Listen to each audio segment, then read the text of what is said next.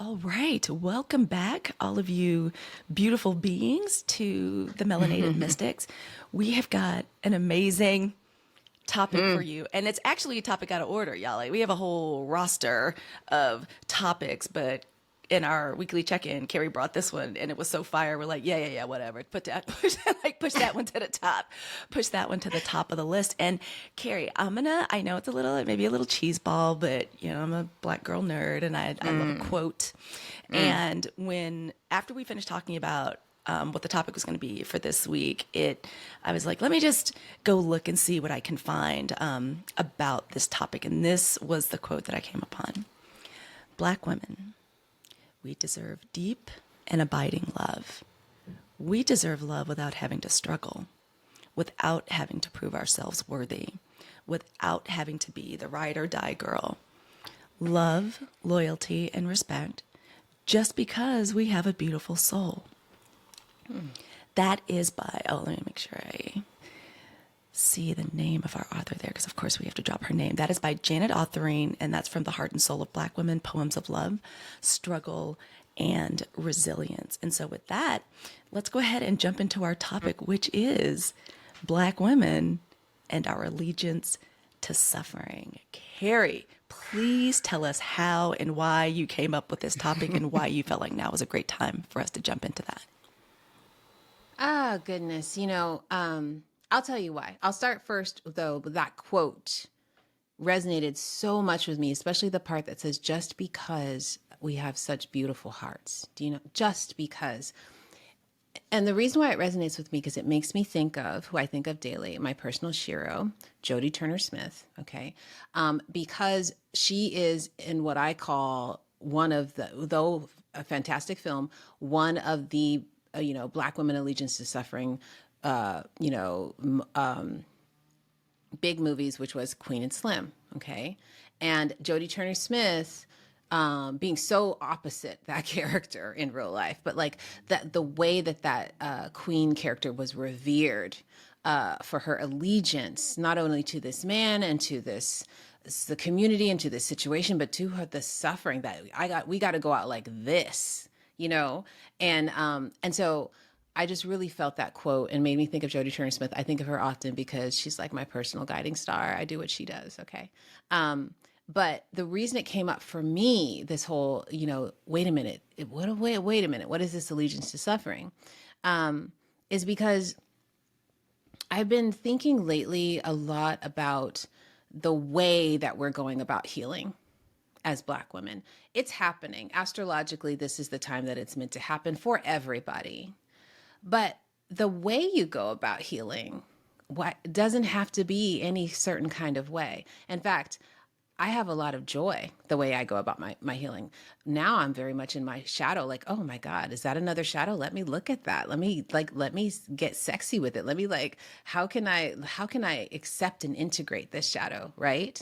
But I've noticed that on social media and just out in the world, that when it comes to Black women, there is this lamenting about healing. Oh, one more time, one more thing I gotta do. What you mean I gotta put my feet up now, And I started going, where is that coming from? And I also noticed it in my own experiences with my divorce, where I was noticing that I was carrying this, somebody's gotta suffer through this, right? Like if we're going through something and someone's got to blame, so it might as well be me because I know how to do this, right? And noticing that, I had a couple Girl, I didn't mean to girlfriends. interrupt you, but that really hurt when you said that. Like, Might as well be me. might as well be Because me. I know how to do it, right? Because I got the resume. Look at my, yeah, which, I had, I'd be talking to different girlfriends. You talk to people as you go through your divorce, the experiences and all that. And some of my girlfriends would just be like, girl, who am I talking to? Just like, why do you have to suffer? They're just like, why aren't you out painting the town? Like, what is going on? And I would just be like, oh, like I'm trying to process things. And they're like, girl, you don't got to process nothing. They're like, you process for the rest of your life. Every day is a process of this. And so I started really investigating that within myself. why do I have this allegiance to suffering? Even my therapist, amazing somatic therapist, by the way, down in California, I'll leave his name in the credits and all that. He was like, why are you holding this crest, like a Scottish crest up? Like, I'm the one that remembers the marriage. You the one who left the marriage. You the one who wanted to leave. So why do you have to still suffer? It's because of your decision. So this is what I wanted to bring up today, is that, we go through things in life, but for Black women, there's this allegiance to suffering simply because we have the degree already. We might as well use our degree, our education in suffering. That goes way back, by the way. To use it, because nobody else is going to pick it up if you don't. So somebody's got to do it. Yeah. And to that, in response to that, I'll jump in on where I come from on this topic, and it will always go back to Mississippi. It will always go back to girlhood, and I care so much because it's a Mississippi memory, girl. I got a sack full of them, but I care so much about this because I have I'm raising maidens, right? Like my two rock star warrior princesses, and because I remember I think so much about how am I going to teach them this? Like, how am I going to prepare them for life, for work, for relationships? So I take, so I take that very seriously. And of course, I'm a Leo, I'm very interested and I'm a Black woman that's very interested in myself. I have to think back, where the fuck did I learn that? And I learned it with mother's milk. I just learned it growing up, that to be suffering is our fate. And not only is it our fate as Black women, we're supposed to do it enthusiastically. We're supposed to just hold out our hands and take it. It's just it is just guaranteed, and that is one way or another, whether it's in school, whether it's in even in places where we're supposed to feel powerful in love, like the church, like sorority meeting, like whatever. No, it's always got to be some mess, and like that's just our lot. And I was even taught, at least by example, that how tirelessly you accept it is a show of your virtue and your worth. By how soundless you are about it, how you just accept it, how you push through. Think of like the first lady of the church and all the shit like she's had to go through. Like you're still supposed to say, and this is just, if this is God's plan for me, like I take it and I receive it. And that it's even like if I wanted to be a good woman, that's what I had. Like, that's what was required. And I'm just going to say, I rejected that early on. I will never forget thinking, for why? Like, what? Like, I'm supposed to do what? Somehow I don't feel like this is what I'm supposed to do. Even going back to being shooed out of the house to like go outside and play.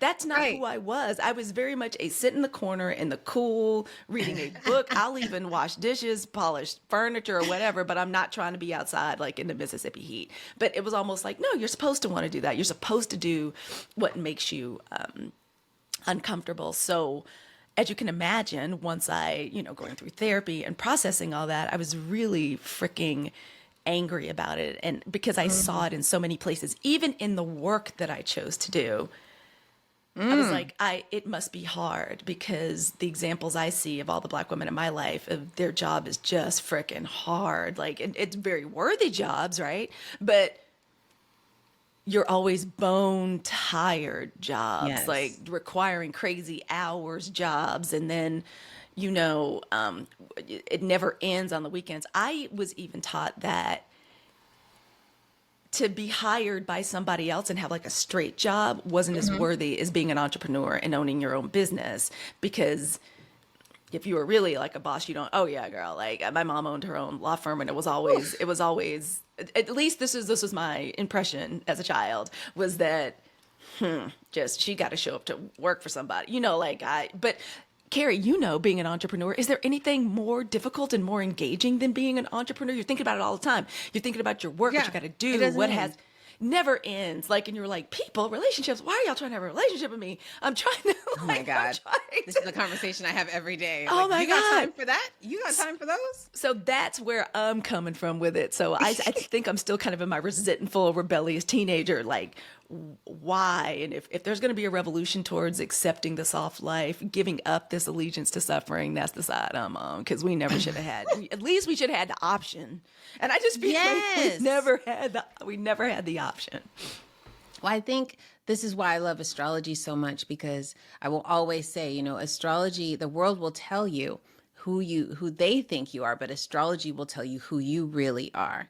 And you listen to this story of you talking about like, I would, instead of going out to play in the heat in Mississippi, I would have rather sat on the porch and read a book and had a nice breeze come by and had like maybe a cool lemonade, like there was nothing wrong with that. But there was an undercurrent, an energetic undercurrent of there is something wrong with that. I do remember anytime resting when I was a child, there would be just a family member walk by, but like, well, what you doing? What are you doing? Must I be doing something? And then that is the thing though, even out in the world. Well, what are you doing, Black woman? Where are you going? What? Maybe I'm just walking around, So there is this kind of interesting thing from our culture and from our community and from our families that are just like, you must be doing something of use. And I'm glad you mentioned that story, because I wanted us, I think our title kind of speaks for it, Black women and allegiance to suffering. But for those who are confused, I wanted to give a couple of examples of what this suffering looks like and how the different forms that it can take. Okay. For one, receiving validation or reward for exhausting yourself, right? And I'm going to say this, we do play into it. Black women play into it. How many times have we been like, I'm going to do all this work and then you better, put my feet up when I come home. You better, my kids better do this for me, right? There is this kind of us playing into that as well. Look at what I did for you, right? And getting validation from other sources instead of from ourselves. So one is reward for exhausting yourself. Two, being of use, the constant being of use, right? The validation from being of use, because what would they say? Like idle hands, that whole thing. You can't just be sitting there. Why? Why can't I just be sitting there? Being of use. If you're sitting there, for me, I always had to do my chores before I could enjoy anything, right? And that was just such a setup, because I think in through life, there's this little, record player that goes in and goes, oh, I don't want to do that because I might have to do some extra stuff. I don't want to accept pleasure, because what am I going to have to do for that? So it just sets up these kind of strings. And then you kind of reject pleasure because I already think I'm going to have to give up something for it, right? I see you having a connection. Carrie, it would be really nice if you would just get out of my diary and my personal story. I didn't consent to have every aspect of my childhood talked about. Girl, okay, I have to interject. As you say that, especially the part where we would sometimes reject the opportunity for pleasure because the price to pay, the suffering we'd have to lay down for, was too much. Like there were times friends were like asking my mom to go do something. The cavalcade, the onslaught, the deluge, if you will, of how ungrateful I am, how selfish I am, how I don't think about anybody else, how this house hasn't been thoroughly cleaned, the tires haven't been rotated, the garage hasn't been, the roof hasn't been recovered, and you want to go to the movies, Halicue? Like what? Like, and so there were times literally where I was like, yeah, girl, I can't go. I don't even want to ask my mom. I can't. So I just wanted to sound off on that. And I'm going to press mute and cry while you, while you continue. You're like, hold me, just go, girl, go into fetal position. Because we all are probably on the floor right now in a fetal position, because think about the pleasure that you deny yourself on a regular basis, from out in public to in your own bedroom, to in your own body, because, well, what am I going to have to do? What has to be done first? Yeah. Okay. And then I'm going to get to the third one. That is one of the, constant things, the way this allegiance to suffering can show up. And that is in the form of avoiding rejection by accepting breadcrumbs.